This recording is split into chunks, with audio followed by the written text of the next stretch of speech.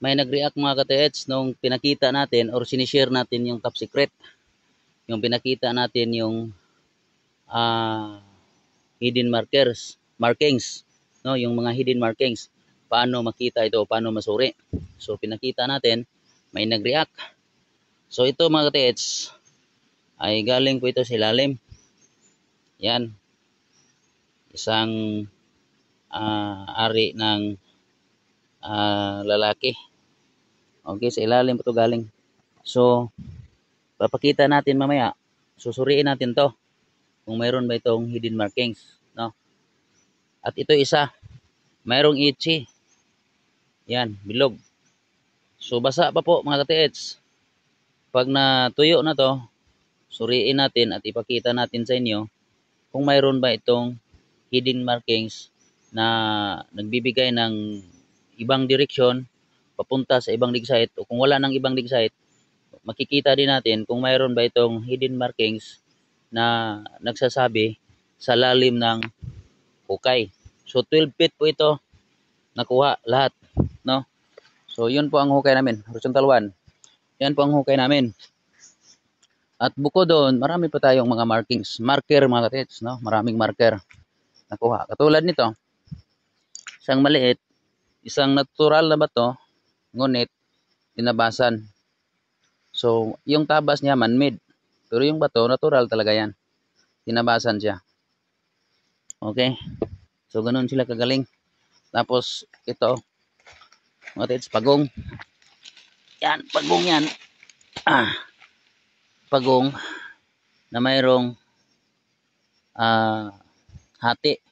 Ngunit yung hati niya ay mayroon pang bitak dito. So kumbaga, kung i-drawing natin yan, yung sign na yan ay ganito yan. Okay? So treasure hair po. At under. So hindi pa na sit up. Kababalik lang namin dahil sa mga lakas or sunod-sunod yung ulan, mga ka-TH. Okay mga ka-TH, ito na po, no? So nasuri na po natin mga ka-TH at mayroon siyang bilog. At sa loob nitong bilog niya ay mayroong 4M. Yan po ang bilog. Tapos may 4 at M na ibig sabihin ay meter. So mayroon siyang binigay na sukat na 4 meters deep. So posible na ito po yung hangganan sa hukay nila mga ka-TH, kung saan po umabot po itong titi ng lalaki. Okay, so sunod natin yung isa mga ka-TH, yung mayroong itchy, yung bilog na bato na mayroon ding tabas na parang ari din ng babae. Ito po yun, bilog tapos 4M. Okay, sunod natin yung isa. Okay, so makita natin mga ka-TH na mayroon siyang 3 dot, tapos may arrow, at sa gitna ay number 8, at sa itaas po mayroon pang isang dot na may katabi na number 15, at ang isang dot ay mayroong katabing number 18.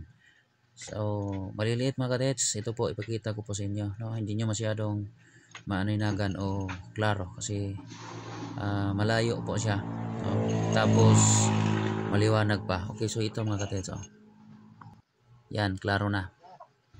So ang given niya mga ka-TH ay number 8, no? Tapos may arrow siya papunta doon sa 15 feet. Tapos mayroon siyang binigay talaga na mga sukat na 15 at 18 feet. Doon sa mayroong itchy na or bato na bilog na may tabas, na ibig sabihin ay itchy marking. So pwede din yung opening or intersign, proceed digging. Now, tungkol sa malaking number 8 at yan po ay feet. So, i-plus natin 8 plus 12 is equals 20 feet mga ka-TH. So, ang deposit po ay between 19 at 21. Yan po ang given na sukat. So, posible na sa 20 ay mayroong bagay na kailangan nating tingnan kung ano po yon. And then, yung lang doon sa titi, sementadong titi, ay number 4 at mayroong kasamang M. Ibig sabihin ay meters. So i-convert natin ang 4 meters into feet is 13.26 kung di po ako nagkamali. And then i-plus natin uli kasi nakuha natin sa 12 feet.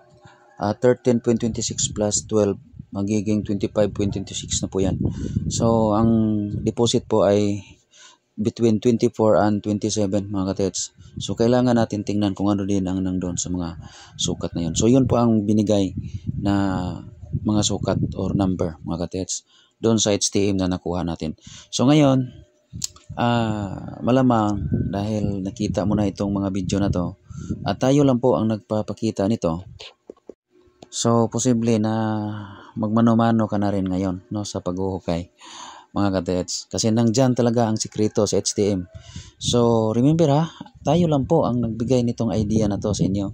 Now, kung may susulpot sa mga huling araw, lalong-lalo na yung mga decoder kunwari, tapos susulpot sila at pabulaanan na yun ay isa sa sikreto din na alam nila may nagtuturo kunwari. So, alam nyo na kung saan galing ang idea nila mga katets. At huwag kayong pabudol doon sa mga survey detect. Kasi iiwanan lang kayo niyan pagkatapos nilang mag-survey, pagkatapos yung magpadala ng pera sa kanila. So, yun lang po.